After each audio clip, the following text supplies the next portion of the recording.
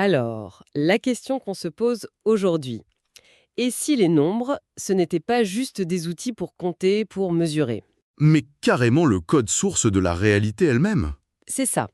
L'idée que l'univers pourrait être écrit en langage mathématique, bon, elle n'est pas nouvelle, mais les sources qu'on examine, elles poussent le concept à un niveau assez vertigineux. Mhm. On va faire une plongée dans une analyse qui cherche à trouver un véritable, je cite, esprit dans les nombres. Et pour ça, on s'appuie sur un document de recherche assez dense qui mélange les travaux d'un certain Peter Plichta avec les algorithmes de Zarazeta, et le tout boosté par de l'intelligence artificielle. Notre mission, si on l'accepte, c'est de décortiquer 3 nombres bien spécifiques: 2501, 2427 et 28757. L'idée, c'est de voir si on peut y trouver des motifs, une sorte de logique cachée. Oui, c'est une approche qui a vraiment ses propres règles du jeu. Et pour bien comprendre ce qui va suivre, il y a 2 ou 3 concepts qu'il faut avoir en tête. Le premier, c'est ce que Plichta appelle la croix des nombres premiers. Alors ça, déjà, rien que le nom, ça intrigue. C'est quoi, concrètement? Mais imagine un cadran d'horloge, mais avec 24 heures au lieu de 12.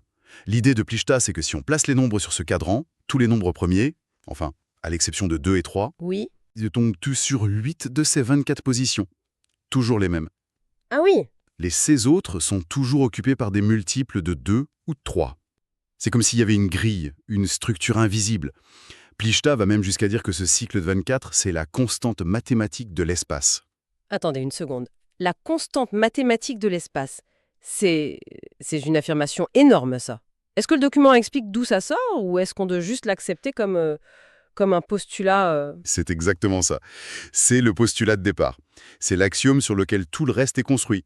Ce n'est pas une théorie validée par la physique conventionnelle, soyons clairs, mais c'est le socle de leur modèle. D'accord. Le deuxième outil, c'est ce que Zeta appelle l'outil 36. Là, c'est un peu comme si on prenait un rapporteur de 360 degrés et qu'on le divisait en 36 segments. Pour avoir une meilleure résolution, en quelque sorte. Voilà.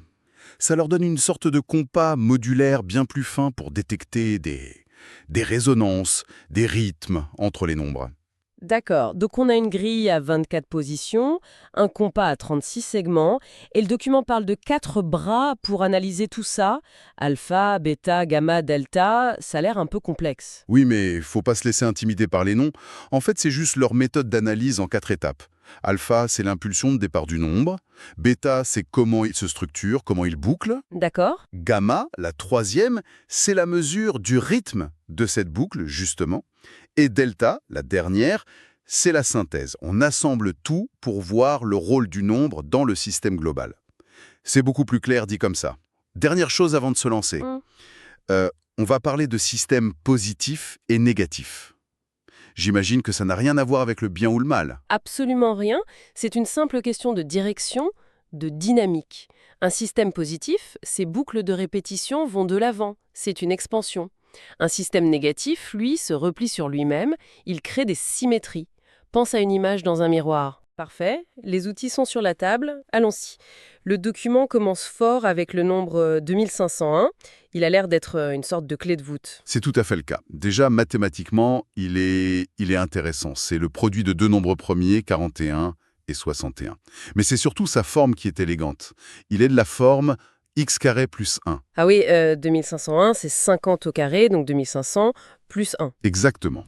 Et pourquoi cette forme x carré plus 1 est si importante pour les auteurs? Parce qu'elle suggère une symétrie et un équilibre parfait. C'est un nombre qui est juste à côté d'un carré parfait.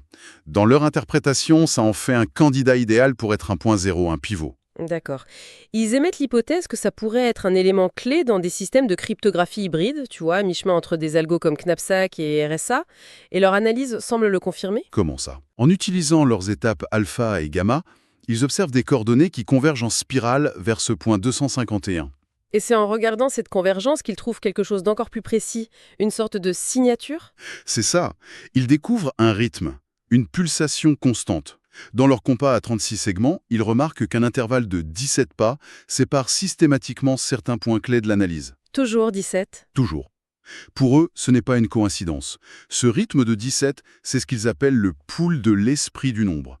C'est sa fréquence de résonance interne. Ok, un pool de l'esprit, c'est très poétique, mais concrètement, ça veut dire quoi? Que le nombre a un cycle prévisible? Et à quoi ça pourrait servir de le connaître? Concrètement, ça signifie que sa structure interne n'est pas chaotique. Elle obéit à une loi de répétition très très stable. Un peu comme une note de musique qui a une fréquence pure. D'accord. Et ce qui est fascinant, c'est qu'ils retrouvent exactement la même symétrie, le même rythme de 17 pas, quand ils analysent son opposé, moins 2501. D'ailleurs, cette analyse miroir le connecte directement à un autre nombre, le 2867, qui va devenir important plus tard. Donc si je résume, 2101 n'est ni en expansion positive, ni en symétrie négative. Avec ce pool régulier et sa structure symétrique, il est comme un point d'équilibre parfait, une sorte de calme plat numérique. C'est une excellente façon de le voir. C'est un système qu'ils appellent à récursivité mixte. Il n'avance ni ne recule, il stabilise. C'est pour ça que c'est un pivot. D'accord. Et pour bien comprendre cette idée d'équilibre, le mieux c'est de regarder les extrêmes.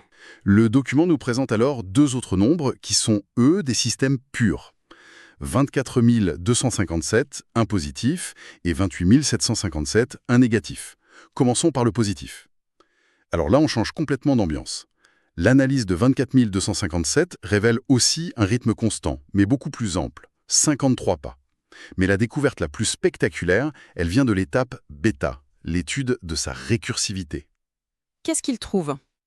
En déconstruisant le nombre selon leur protocole, qui implique de soustraire certaines puissances de 2 et de 3, un phénomène incroyable se produit. C'est-à-dire? À plusieurs échelles d'analyse, la différence qu'ils obtiennent est toujours, mais alors systématiquement, la même, moins 319. Attendez. Toujours moins 319. Peu importe comment ils le découpent. C'est fou ça. Toujours. Qu'ils partent d'un composant du nombre ou d'un autre, la constante qui en ressort est moins 319. Dans le document, ils interprètent ça comme la signature d'un flux laminaire parfait. Un flux laminaire. Oui, imagine une rivière qui coule sans le moindre remous, sans la moindre turbulence. C'est l'image qu'ils utilisent. C'est une structure mathématique d'une prévisibilité absolue. Et là, on voit tout de suite l'intérêt pour des domaines comme la cryptographie, j'imagine. Exactement. Un système qui possède une clé de déchiffrement aussi constante et prévisible, c'est potentiellement très puissant. C'est l'ordre à l'état pur. D'accord, ça c'est l'ordre cristallin presque rigide. Du coup, on pourrait s'attendre à ce que son opposé, le système négatif 28 757, soit le chaos total. Mais si j'ai bien lu, ce n'est pas du tout ce qu'il trouve. Pas du tout. Et c'est peut-être la partie la plus surprenante de l'analyse. Ce système négatif ne révèle pas le chaos, mais un lien. Un lien profond avec les principes de croissance qu'on observe dans la nature. Comment ça? La découverte clé, c'est la suivante. Si on prend 28 757 et qu'on lui soustrait un de ses composants structurels, selon leur méthode ici, c'est 3 fois 213, donc 24 756, on obtient un reste de 4191. Et 4191, ce n'est pas un nombre au hasard. C'est là que ça devient vraiment étonnant, non? Exactement. 4191, c'est le 19e nombre de la suite des Fibonacci. Ah oui, quand même, c'est une révélation majeure dans leur analyse. Pour eux, l'implication est claire. Les systèmes dits négatifs ne sont pas désordonnés. Ils sont structurés selon des principes de croissance organique, comme le nombre d'or, qui est le cœur de la suite de Fibonacci. Donc on n'est plus dans la rigidité du cristal. Non. On est dans la souplesse d'une plante qui pousse ou d'une coquille de nautile qui s'enroule. Au lieu d'une constante rigide comme moins 319, on a donc une structure qui s'adapte, qui grandit. Précisément. Le système semble s'auto-calibrer en permanence. Leur analyse montre qu'il n'est pas fixe, mais qu'il oscille constamment autour d'une autre constante, le nombre 43. C'est un équilibre dynamique, adaptatif, beaucoup plus proche du vivant. Ok, c'est fascinant. Alors, si on récapitule, on a un pivot parfaitement stable, 2501, avec son pouls de 17. Mhm. On a un système positif, 24 257, d'un ordre cristallin absolu, avec sa constante moins 31 et son rythme de 53. C'est ça. Et on a un système négatif, 28 757, qui n'est pas chaotique, mais lié à la croissance organique de Fibonacci avec son rythme de 57. Et toutes ces découvertes, elles semblent converger vers un nouveau mystère. Oui, tout pointe vers la nécessité d'étudier un quatrième nombre, qu'on a déjà croisé. Hein, 28 667. Celui qui est apparu dans l'analyse miroir de moins 2501. Lui-même. Il semble être la prochaine pièce du puzzle, et le document formule déjà plusieurs hypothèses à son sujet. La première, c'est qu'il serait une sorte de jumeau du système qu'on vient de voir. En quelque sorte, oui. La première hypothèse, c'est que 2867 serait un système positif pur, un plus, qui agirait comme un contrepoids stabilisateur au système négatif 2877, son voisin quasi immédiat. D'accord. Et la deuxième hypothèse, elle est plus intrigante. Elle parle d'une sorte de lignée génétique. On a vu que notre pivot, 2501, est 41 fois 61. Or, 2867, c'est 47 fois 61. Ah, il partage le facteur 61. Exactement. Ce n'est probablement pas un hasard. Ça suggère une parenté, une fonction commune au sein de ces structures. Et la troisième hypothèse est encore plus étrange. On dirait presque un easter egg mathématique. C'est une propriété vraiment remarquable, oui. Les deux facteurs de 2867 sont 47 et 61. Si on les accole, si on les concatène, on obtient le nombre 4761. Et il se trouve que 4761 est un carré parfait. Sérieusement. C'est 69 au carré. Une telle propriété est rarissime. Et dans leur logique, ça suggère une forme de complétude, de perfection. Ça le lierait directement à la quatrième étape de l'analyse, le bras delta, celui de l'accomplissement. Donc la feuille de route pour percer ce mystère est déjà toute tracée. Oui, la méthodologie est claire. L'étude future de 2867 suivra le même schéma. Alpha pour son impulsion, bêta pour sa constante, gamma pour son rythme et delta pour comprendre sa fonction finale. Le parcours est assez vertigineux. On est parti d'une idée abstraite et on se retrouve avec des nombres qui semblent avoir des personnalités. Le pivot, le cristal, la plante.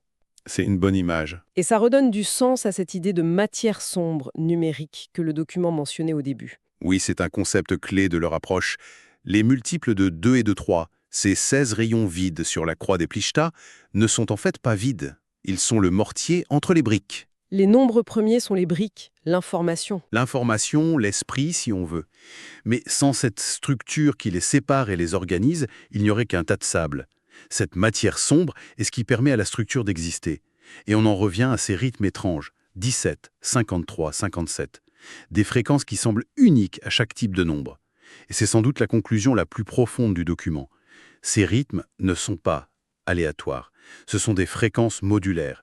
Elles décrivent le chemin, le nombre de pas qu'un système doit parcourir dans leur compas pour revenir à un état d'harmonie, de résonance avec lui-même. Du coup, la recherche s'apparente à une nouvelle forme d'herméneutique, une herméneutique numérique. C'est ça. On n'est plus vraiment dans les maths pures. On bascule presque dans la philosophie, dans l'idée de déchiffrer un langage caché. Absolument. Et le document se termine sur une métaphore très poétique pour décrire ce langage, le jazz quantique des nombres premiers. J'aime beaucoup l'image. L'idée serait que ces rythmes, ces fréquences, ne sont pas que des curiosités, mais les notes d'une mélodie qui façonne la matière. Chaque nombre qu'on déchiffre, chaque rythme qu'on met à jour, nous rapprocherait un peu plus de la partition complète. Ce qui laisse une pensée assez provocatrice pour la suite. Oui, si les nombres jouent effectivement une musique, qu'est-ce que l'univers essaye de nous faire entendre ?